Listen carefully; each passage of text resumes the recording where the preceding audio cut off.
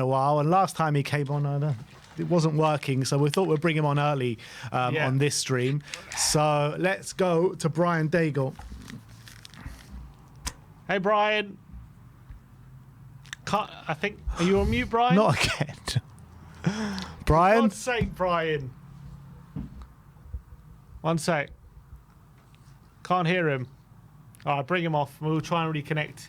We'll try and reconnect Brian Daigle in a minute. I swear, this always happens with this guy.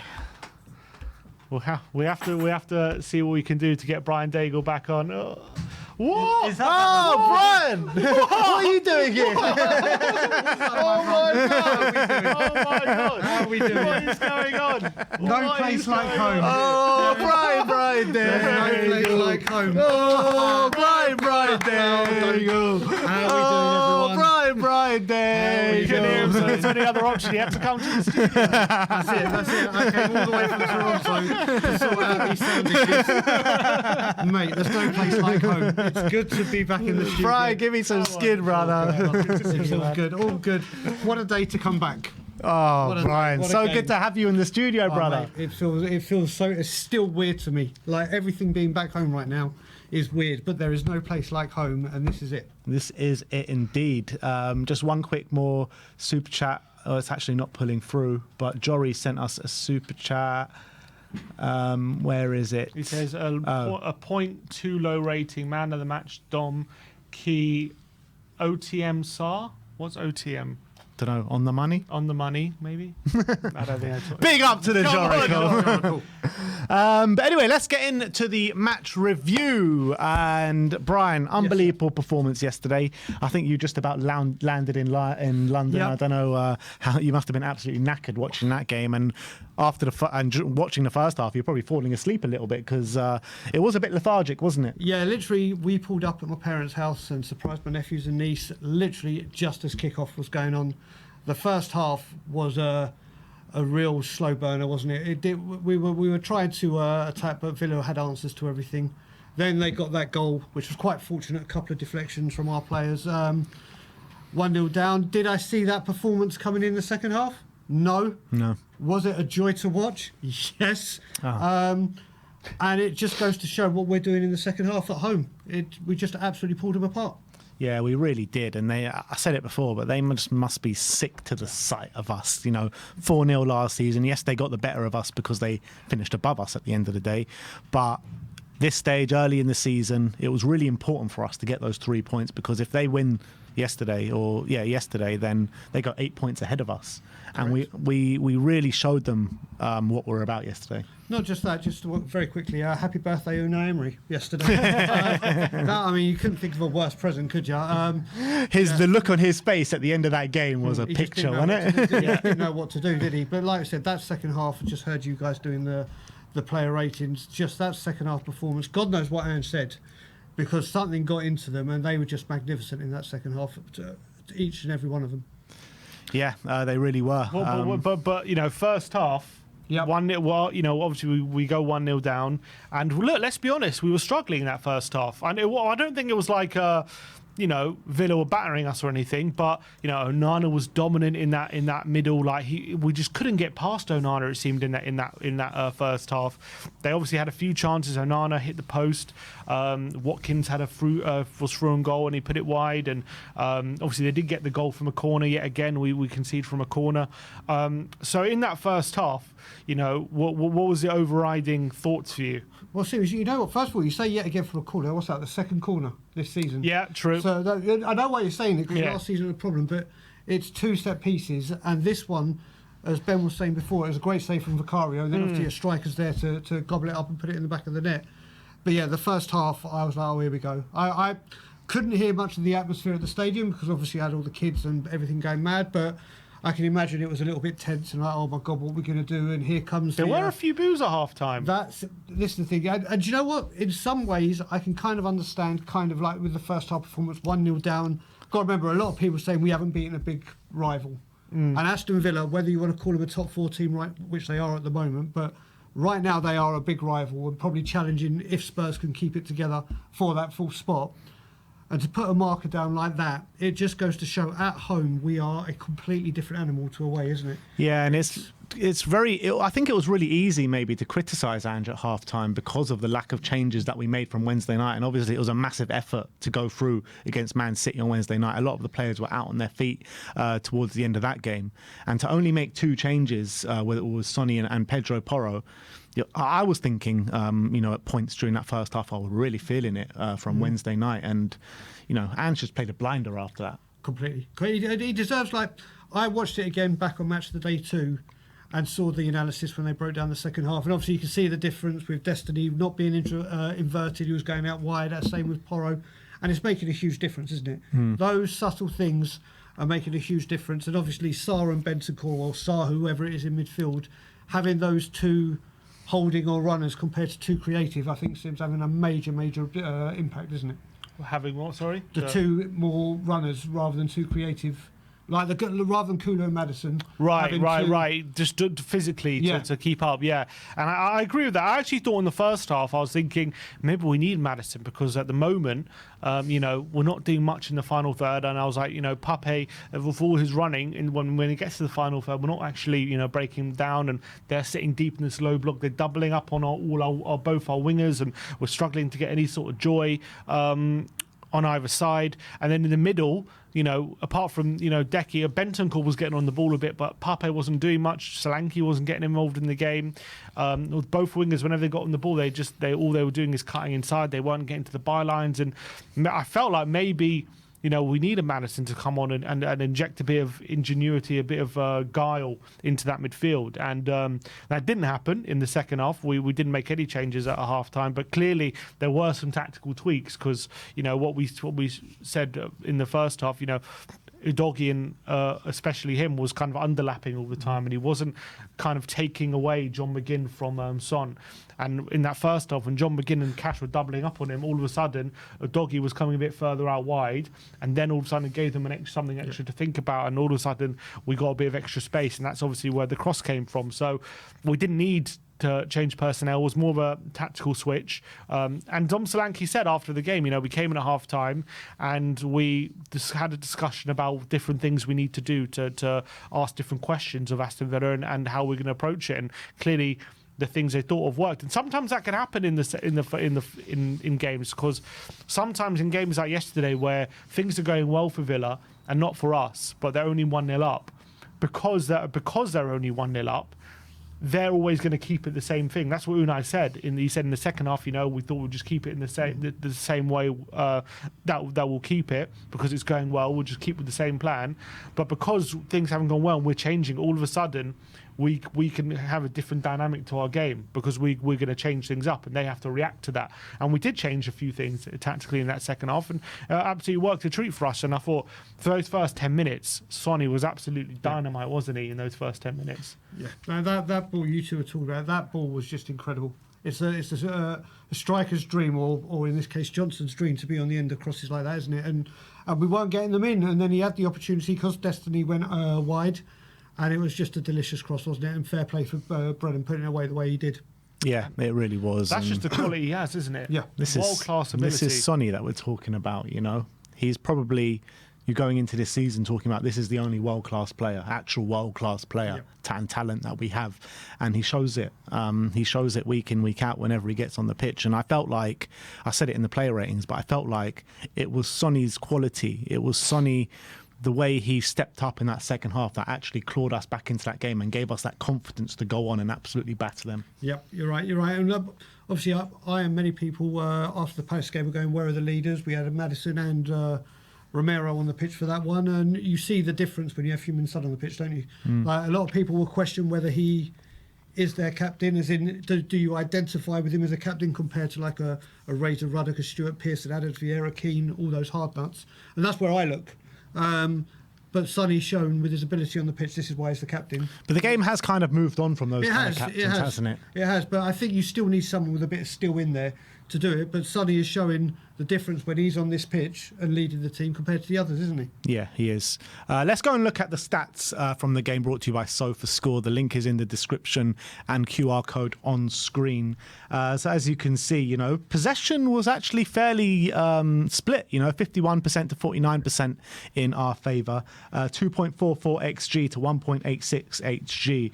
But in terms of the possession, Sim, do you feel like that's just more testament to Ange maybe being able to adapt to situations? Yeah, and look, we know on Wednesday we had to have a game where we had 30% possession, and we had to be a bit more transitional. And actually in the first half, you look at the possession stats, I think we had a bit more possession than Villa in that first half. Yet it was about us coming onto Villa and Villa sitting deep and not allowing us to break them down, and it was very much a low block job. The second half was very different. Actually, Villa had more possession than us in that second half, and again that game turned a bit more transitional. It's a bit of a theme with Tottenham where when the game becomes a bit more transitional, that's kind of what we like because we're so intense. That's where we're at our best, though. Yeah, exactly. We play such fast football, don't we? And we get the ball forward very, very quickly. And we're very good with these quick interchanges, and because we're so good at pressing, those transitions and when the game opens up is where we really we really take advantage, and that's what happened in that second half. Obviously, it needed that goal from Son. It needed a bit of quality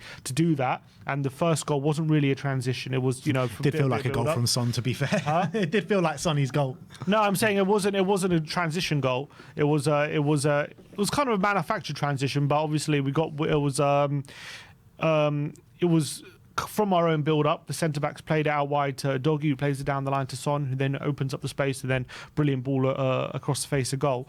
But that led to the game, because then the game's out even, and Villa opening up a bit more. It's not such a low block from there. And obviously also, when Duran comes on for Rodgers, I think that made a big difference as well, because it just gives a bit more space in the middle of the pitch when there wasn't before.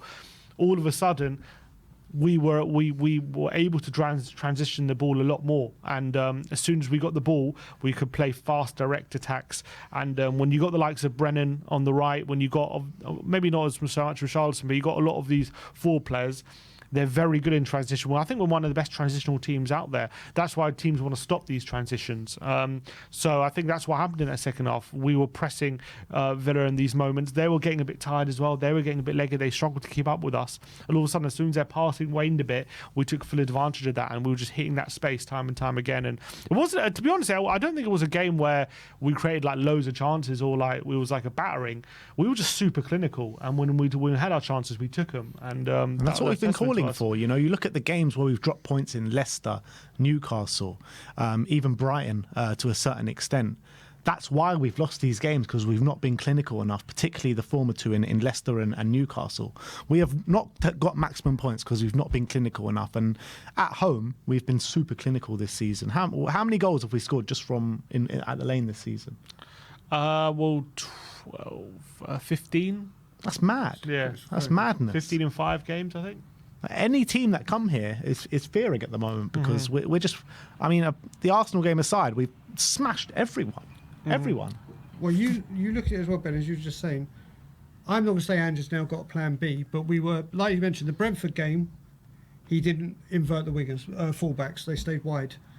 The Manchester City game, like you mentioned, they were always going to be better us in possession, and we counter-attacked and did it. Is Ange Postecoglou seeing things now and saying, right, there's certain times, I've said it when I've come on your show as well, I think Brennan Johnson, that run of goals he went on, most of his goals came from when we were counter-attacking. We got the ball, high turnover, bang, we went for. Has he seen that the best way to get these players on the ball and do what they're doing has been to play a more counter-attack or transitional type of football? Because there are subtle changes he's making. We're also I think we saw it since the Brentford game, didn't we? Because that Brentford game, we gave up possession to a team like Brentford, which you got to feel like is a plan, because you don't give up possession. You don't let Brentford have more possession than you unless you want them to, in a way, especially the way we play. So I feel like that was a definite deliberate plan, and ever since then, there's been a few games where we've, just given up a little bit of possession, a little bit of territory, just so that opens up the game a bit more, allows the opposition onto you a tiny bit more, just so when we win the ball back, we can hit them. And because we're so aggressive in those pressing moments, as soon as we win the ball back, we are very, very direct, and we can hit these teams. And it's been devastating the last few games, for sure. And obviously against Man City, It was fairly similar. We were hitting them in these transitions. Brentford, we hit them in these transitions. West Ham, I mean, we obviously we did very well with the second goal to open them up with a lovely piece of build-up play, but the third and fourth goal, devastating transitional football again. And that is something that I think maybe at the beginning of the season we weren't doing as much. I think beginning of the season we were dominating, but we were having like 70% of the ball and we were struggling to break teams down. They were sitting very, very low.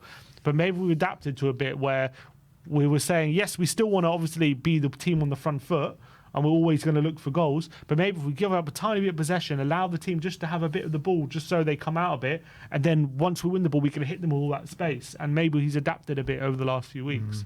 After seeing these performances, though, like against Villa, against West Ham, against Everton, Brentford, all these games that we've had at home where we've absolutely battered it, it just makes me so frustrated for these games that we've dropped points in this season. The games I was talking about before, but then you have the Crystal Palace game where we were dreadful for 90 minutes, and you're thinking, well, where would we be if we took our chances in those opening games? We'd be up there alongside a Man City and a Liverpool. Could well be. But that's the annoying thing. It just shows you from 1 week how long a week in football can be. We were absolutely diabolical against Palace. Got the result against Manchester City and looked very good in that first half and later on in the second half. And then yesterday, it just goes to show that a result like that, it then, like you said, just ask questions. Why couldn't they fight away from home? What is it that they're not doing? But we learn from our mistakes, and hopefully we'll start an away winning run soon. Yeah, it's got to be done, because that's the question mark about this team now. Yep. Because we've answered all critics. We've made this stadium a fortress, in my opinion, in the early stages of this season.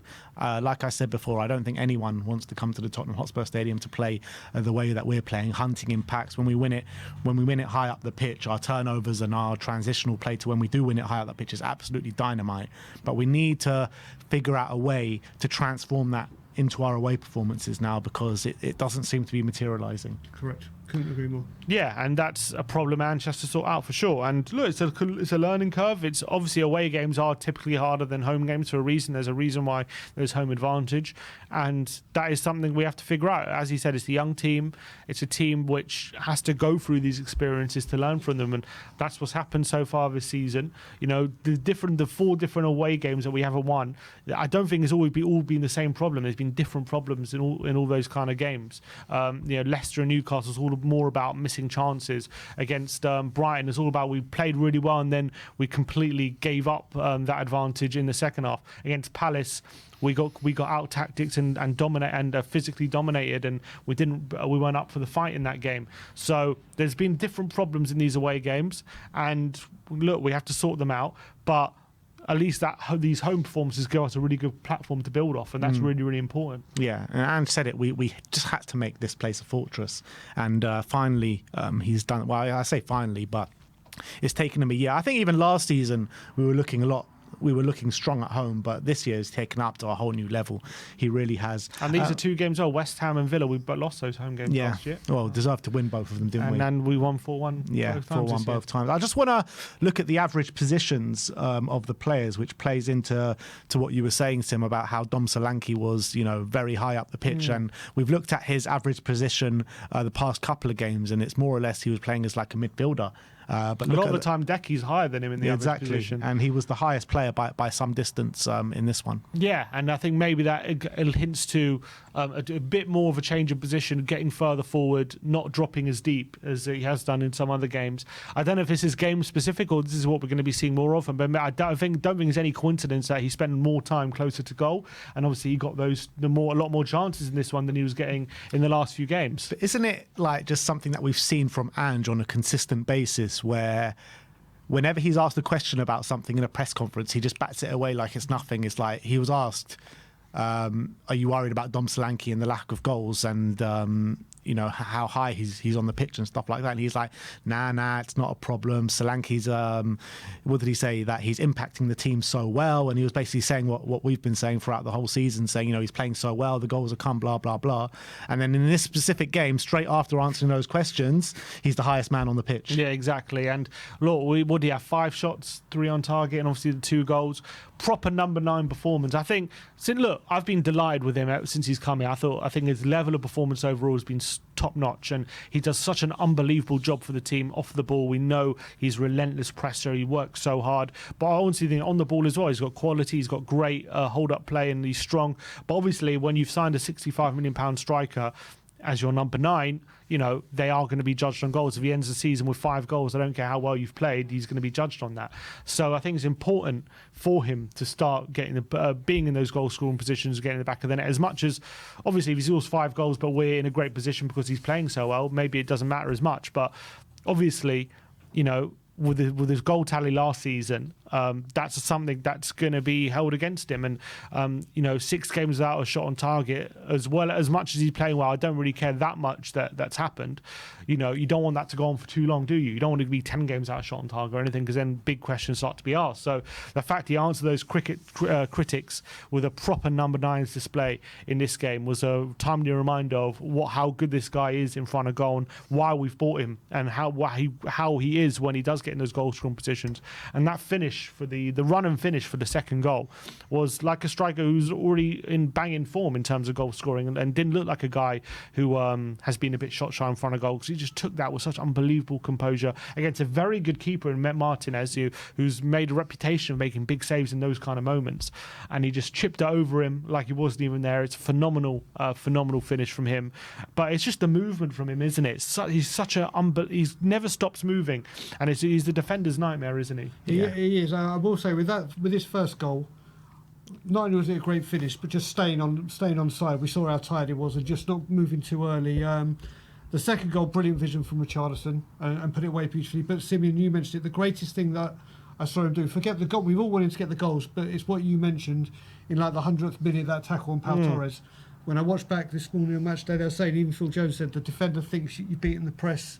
I can play the part. I've got tight. He's just all over you. You do not get a minute's peace. His work rate. When we signed him, everyone was saying his work rate, his press, his work rate, and for the team is incredible. Wait till you see it. I'm blown away by the actual work rate he does. He needed to get goals, and it's the manner, the goals he had to score previously have been tap-ins, haven't they? They've been goalkeepers parried him out. Apart from the Man U corner one, well, we saw 2 different goals, didn't we, yesterday? Yeah. The dink, which was magnificent, and then just keeping deep, ready for Richard to smash it in, like you said, with confidence. All types of goals, but his work rate and what he does for the team is absolutely magnificent. It must give. I think he's probably the best in the league when it comes to that element of his game. The physical side. Just like his work rate off the ball. Yeah. I don't know another striker who does that as well as he does. You look at it as well. You see people talk about the press, and they say the press, you've got to have your striker go first, and the rest of the team go first. When Dom Solanke does it, it's got to give the rest of the team, right? He's gone. It's got to have a knock-on effect for the rest of the team, and they see him just constantly running. I think he's been a great addition. I guess another striker that does it well is probably Kai Havertz. You know, he's very good off the ball. So I think when you're looking at, I don't think he has that proper aggression that Solanke has. I think he's got pretty good aggression. I put Solanke as better than Kai Havertz, but I think when you're comparing them as maybe number 9s, I mean, in terms of profile-wise and what they're bringing to the team, I think you can probably compare them. And now, look, we spent obviously big money on him, 65 million in the summer. A lot of people questioning it, a lot of people saying, you know, why him and not, you know, Tony or Gyökeres or someone else. I know Gyökeres has been brilliant as well this season, but, you know, looking at what you've seen so far, 10 games in, like, what are you now? You convinced, you know, if this is money well spent? When we went for Solanke, I didn't understand it. I didn't, because I just saw the price and I thought, right, that if you're going to break your transfer record, I thought Hollywood name. I went big. I thought I wanted Gyökeres. But then when we signed him, all these videos started coming out about his pressing, about what his work rate. And the other stat I saw that I loved is last season he was the number 1 striker for headed goals. And I'm like, that's massive. Now we just need to find regular quality service to bring to him. But did I think his work rate and his work for the team was this big? Blown away by that. We saw he scored goals last season. Yes, they've been stop-start here, but yesterday's performance just wrapped up everything he can do for us. And like you said, it's just keeping him fit, because he was exhausted after Man City, wasn't he? But he's still putting a performance like that. Magnificent. He's exceeded my expectations massively, Dom Solanke. Like, I didn't know how good he actually was, like, on the ball with his dribbling. I knew, like, in terms of his pressing, his hold-up play, his finishing ability, I knew he had that. But I didn't know how good he was on the ball. Like, he can just take it past players, just like draw them up one-on-one and then whoop, one step to the side and see you later. Like, I didn't know he had that in his locker, and he's exceeded all my expectations coming to Tottenham Hotspur, and I think it's been a fantastic signing for us in this moment in time. But there's one player I want to talk to you, Brian, about, and that's Radu Dragusin, because you cast your mind back a year. Mickey van de Ven goes off injured against Chelsea, and we had to rely on Eric Dyer to come in that back four. It was Eric Dyer and Ben Davis. And when Romero got suspended for the sending off against Chelsea. Or Emerson as well, had to step in. And obviously we're all fearing the worst, and our defence obviously massively felt it. But Mickey van de Ven goes off injured in the last, was it against Man City? Man City, against Man City. Radu Dragusin steps in against a very good attacking side in Aston Villa with the likes of Jacob Ramsey, Ollie Watkins, John Duran coming on, blah, blah, blah. I don't think we felt it at all, Mickey van de Ven. And how much of his testament is that to Radu Dragusin? He's done very, very well. Excuse me, I'm like you. I think he's an old school, old-fashioned defender. Ask him to play the ball out. He needs to work on it and improve and get better.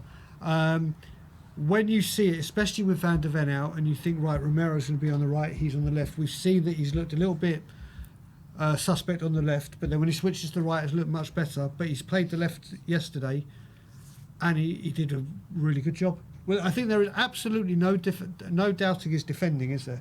Old school, old-fashioned defender that just loves to put in the challenge, loves to get ahead of clearance, loves to defend. It's the next part, which is a big part of the way we play football, bringing the ball out, which he needs to work on. But like you said, the last two games, and big testament to him when he's had to play with Davies as well. Because if you look at it, he did it against Coventry, and it was a nightmare. They did it against AZ, was it AZ Alkmaar they both played? And they did really well when Davies came on.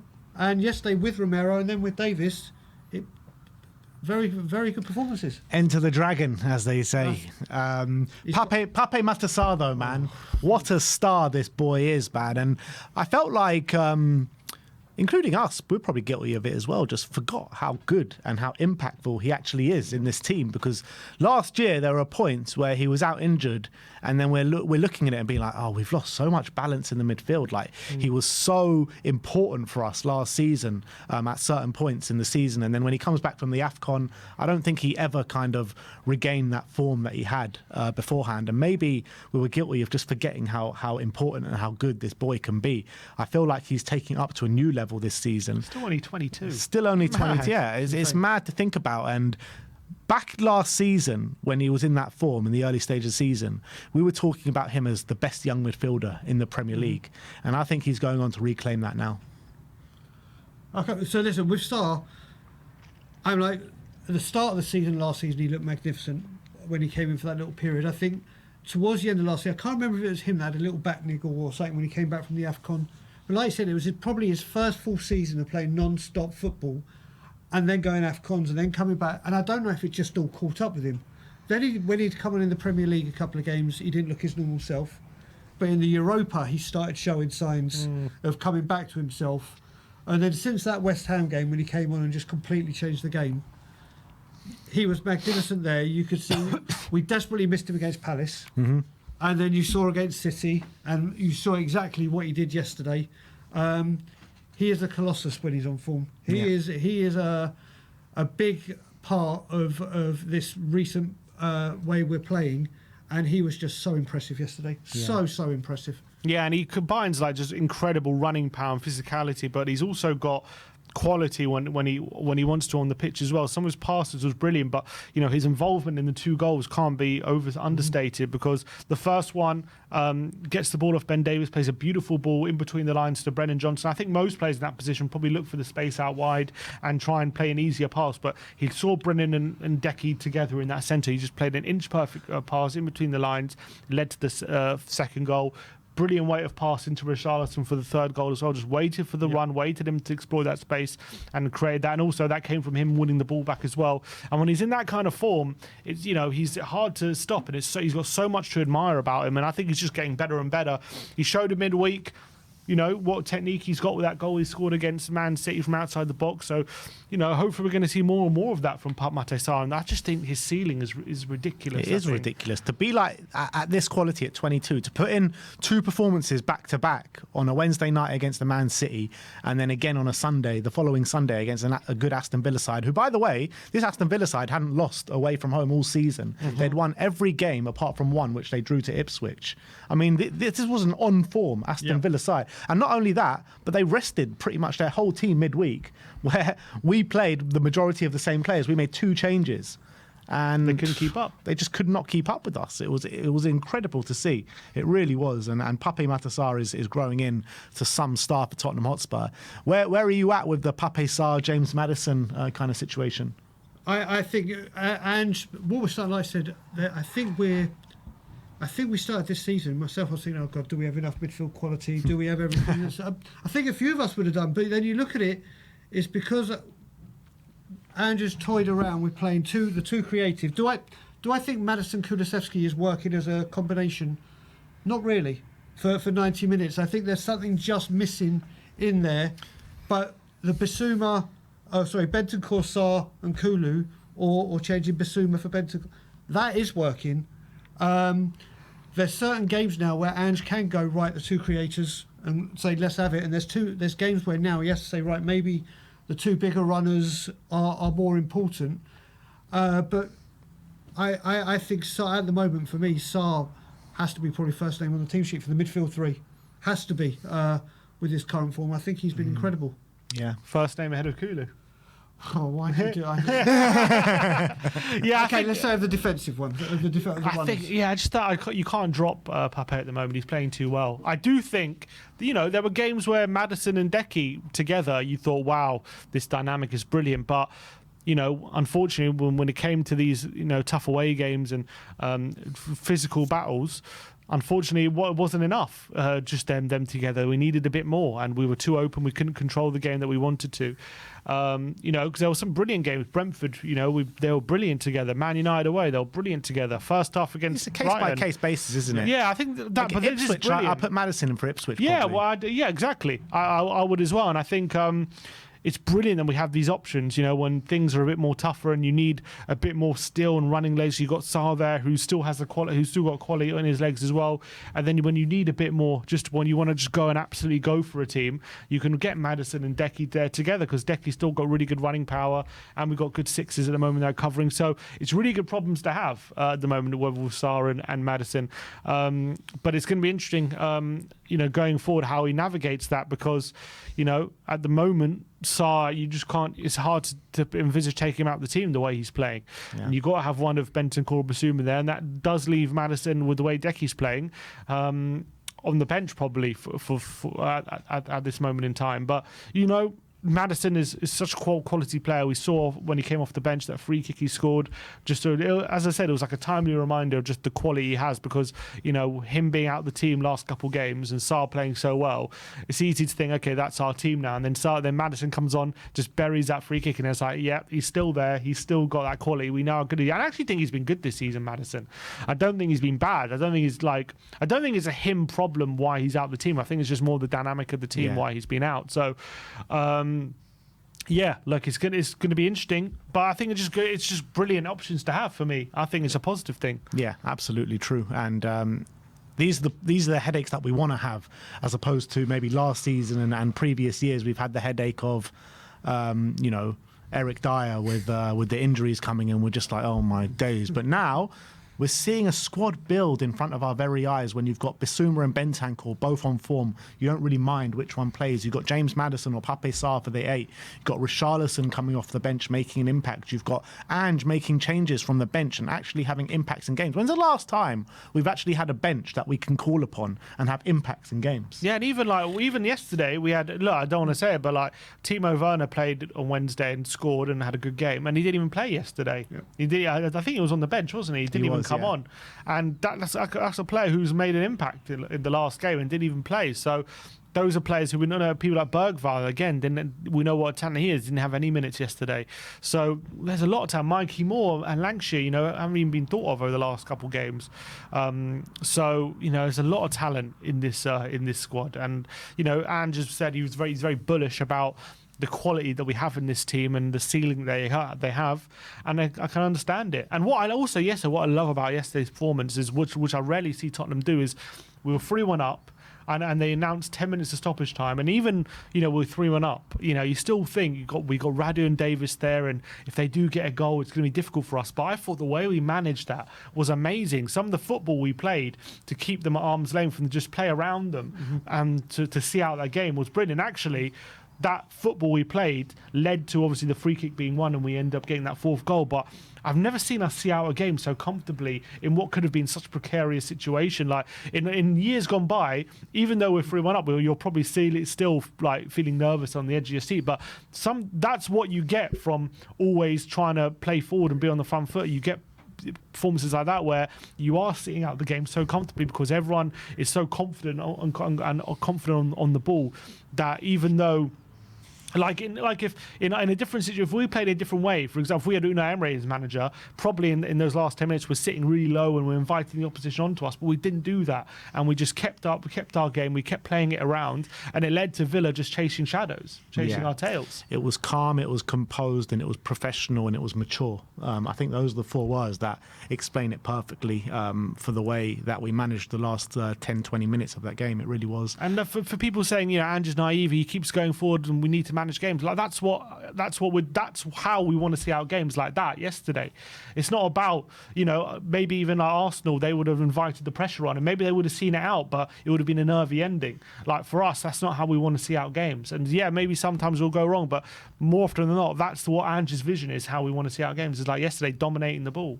It's who we are, mate. It's who we are, and that's what I love. And I don't want to. People only bang on him when it goes wrong. Oh, he's naive and this and that. But when we goes right, like yesterday, I don't hear anyone praising us about how we saw out that game yesterday. Yeah, and we deserve praise. Look, I think the criticisms come because we probably should be a lot higher up in the league than what we're showing at the moment, and maybe that's also a testament to Ange and how he's building this squad. But 7th in the league, early stage, still 10 games gone. We're sitting 2 points behind Arsenal. We're the top goal scorers in the league this season, 3 points behind third. Same goals conceded as well as Arsenal. Same goals conceded as Arsenal, who apparently have the best defence in Europe, and we're like this open shop who everyone can just like walk through. Naive team to concede the same amount of goals to them so far, I think is really good, but. I think the caveat is always going to be those away performances. And until we improve those away performances, there's always going to be those question marks there. And that has to be rectified. I don't even think it's performance. I know the Palace performance was bad. Results, then, say. Yeah, I would say results. Look, it needs to start swinging in our favour. But it's never easy. We saw Arsenal lose away at Newcastle, just like we did. Like, it's not easy going to these places. Brighton, look, we've been through it a million times, all these away games. But, of course, winning 1 in 5... I think we've only got 4 points on the road this season in 5 games. That's obviously nowhere near good enough. But there's a lot of footballs we played that can be rectified. And I think Ange has shown a propensity to improve. Every time, as you say, questions being asked of him, things need to change and improve, set pieces, all these different things. He answers the question. So let's hope he can keep doing that. Man City away next. You know what? Why can't we? Why can't we take them the way they're playing? Just to add that as well, after Crystal Palace, we were all saying, do you know what? Every single team around us dropped points. We couldn't take advantage. Have you seen the fixtures next week? Yeah, Chelsea, Arsenal, Liverpool, Villa. Yeah, there's another one up. I think Brighton have got one of them. There's like 3 or 4 Brighton games City, where they're all around us. So Spurs can get. If we win next week, the table's going to look a lot better. Yeah, regardless of what the results are anywhere else. If we just get a win, we're going to touch break in a really strong position. Yeah, absolutely. But look, let's leave it there. That is our match review from Spurs battering Aston Villa by 4-1. Spurs now sit 7th on 16 points with 3rd place on Forest on 19 points with Nuno. Quickly talk about Villa, because we didn't speak about them much. We obviously marvelled over our result, but were you a bit disappointed in them?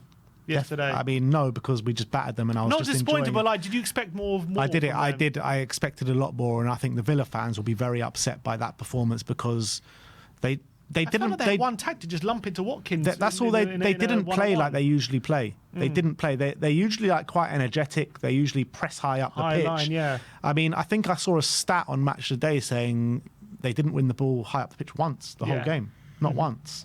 That's a testament to Spurs first of all, but also the tactics on display by Unai Emery and Aston Villa on the day were a bit anti-football. I felt like every time, especially in the second half, their only method was try and get Solanke, try and get Watkins isolated with one of our centre-backs and lump it forward to him and try and get some joy. And there was only one time they did, and they earned a free kick from it. But other than that, they very rarely troubled us and just allowed us to have the ball. And I think you're right. Like, I don't know if I think he also did the same thing at Villa Park. Like, I remember when we played them, he went to like a back three, didn't he, or something? Or he changed up the system to kind of Unai's running us. scared of the Tottenham. What do you want? Do they show, maybe showing us too much respect? Like, I don't know. I mean, maybe he's fear if they come. Danny Murphy said that on Match of the Day, saying Villa showed Spurs way too much respect. But maybe he's feared if they just try and go toe to toe with us, or get battered like they do anyway. But they got battered anyway. But so. they did get battered. But you know, first half it was a struggle for us, and maybe that's how he envisaged the whole game going. But you know, when you've got the quality we do, if you give us a bit too much space like they did,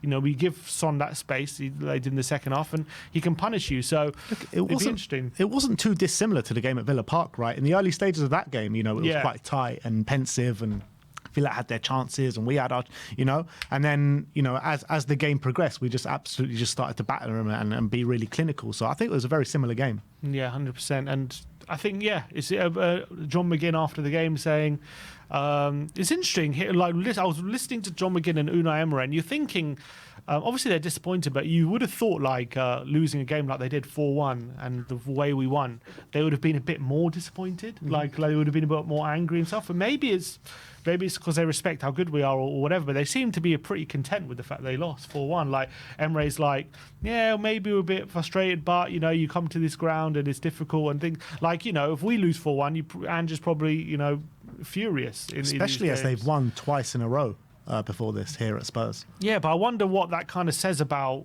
them at the moment, that they weren't that disappointed with the defeat. Is it, I don't like, is it a case of just they're confident in where they're going at the moment, or is it they know how good we are? I don't know.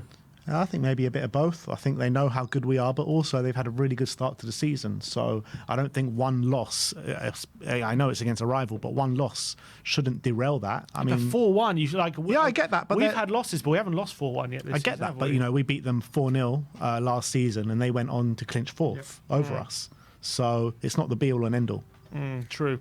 I guess, but still, you losing like in that manner in any game shouldn't be acceptable, should it? No, it's not. I don't think it's acceptable. And maybe one thing you say to the press, one thing says behind closed doors. I think it's two different things. But I don't think they're going to be accepting that result and that performance. No, by no. But that's not what McGinn was saying. He wasn't saying, "Oh, it's unacceptable." That game. He was just like, you know, it's tough. You know, we have to have a wee bit of perspective and all that. I reckon behind closed doors they're saying different things. Well, you've seen players and things come saying, you know, that was an unacceptable performance and all that kind of stuff. You have seen it. That. You have seen it, and I'm not sure what he's saying, but I think behind closed doors they'll be very angry at themselves. Good. But anyway, that is the match review.